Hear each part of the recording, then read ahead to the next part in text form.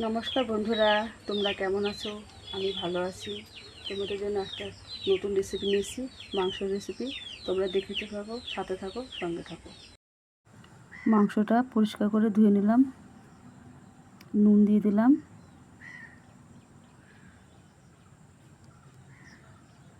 এরপর হলুদ গুঁড়ো দিয়ে দিলাম,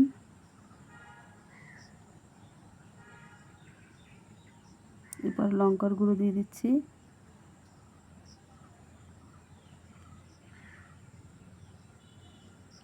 দিয়ে দিলাম একটু হলুদ তেল, একটুখানি লেবুর রস,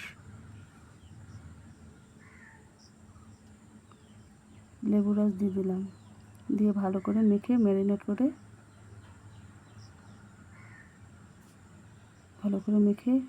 করে এবার রেখে দেবো। মাংস রান্না করার জন্য যা যা লাগছে সেগুলো দেখো। আলু, মাংসের দেওয়ার মশলাগুলো আমার পেস্ট করা হয়ে গেছে, দেখো ঢেলে নিলাম,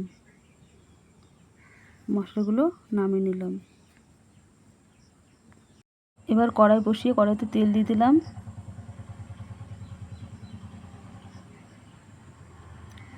তেল গরম হয়ে গেছে,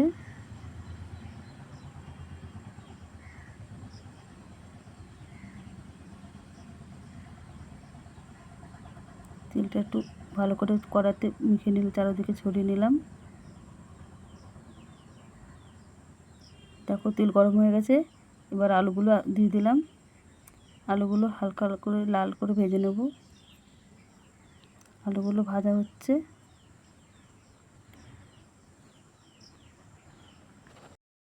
দেখো আলুগুলো ভাজা হচ্ছে, হালকা লাল লাল হয়ে এসছে। আলুগুলো সুন্দর লাল লাল হয়ে গেলে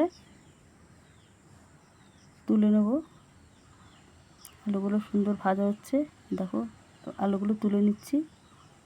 আলুগুলো ভাজা হয়ে গেছে লাল লাল করে, আলুগুলো তুলে নিলাম। ওই তেলে মাংসগুলো একটু ভেজে নেব। মাংসগুলো একটু ভেজে নিচ্ছি, তাহলে মাংসগুলো ভাঙবে না।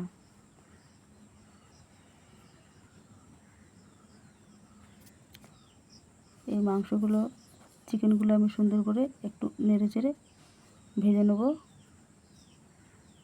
দেখো সুন্দর ভাজা হচ্ছে। চিকেনগুলো একটু ভেজে নিচ্ছি। চিকেনগুলো এভাবে ভেজে নিলে তাহলে আর ভাঙবে না। এবার চিকেনগুলো তোলা হচ্ছে, ভাজা হয়ে গেছে, চিকেনগুলো তুলে নিলাম। ওই তেলে তেজপাতা, শুকনো লঙ্কা ফোড়ন দিলাম, দিয়ে গোটা গরম মশলা দিয়ে দিলাম। এবার পেঁয়াজ কুচিটা দিয়ে দিলাম,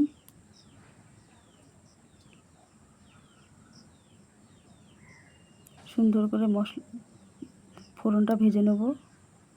তেজপাতা, শুকনো লঙ্কা আর পেঁয়াজটা সুন্দর করে ভেজে নেব।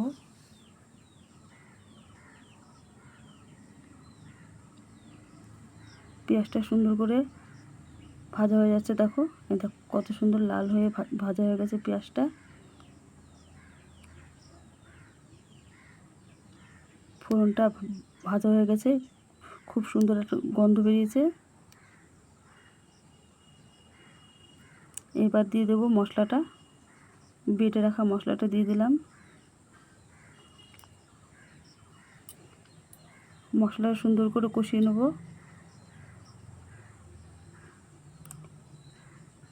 এতে আছে আদা, রসুন, পেঁয়াজ, পেস্টটা সুন্দর করে মিশিয়ে নিলাম। এবার দিয়ে দিলাম হলুদ পরিমাণ মতন, আর দিয়ে দিলাম স্বাদ মতো লবণ।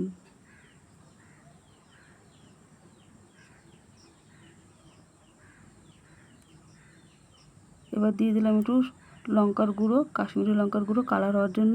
এবার সব মশলাটা মিশিয়ে নিই। মশলাটা সুন্দর করে কষানো হচ্ছে। মশলাটা দেখো কত সুন্দর কালার এসছে মশলাটার।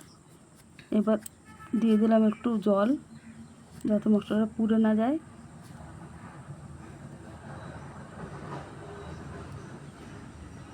মশলাটা সুন্দর করে কষে গেছে, দেখো।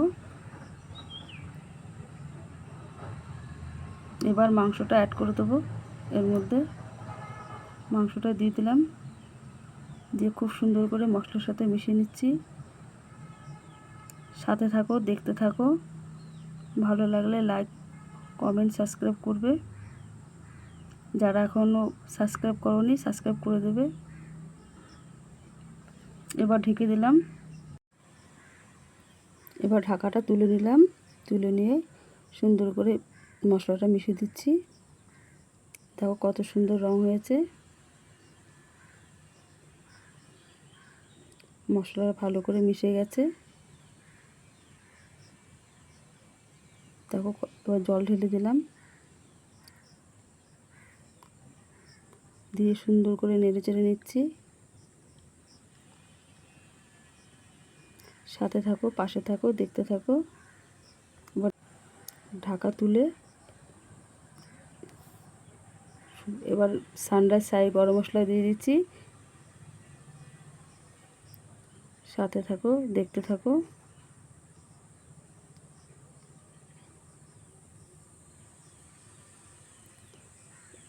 মশলাটা সুন্দর করে মিশিয়ে নিচ্ছি। দেখো তরকারিটা আমার প্রায় হয়ে এসছে।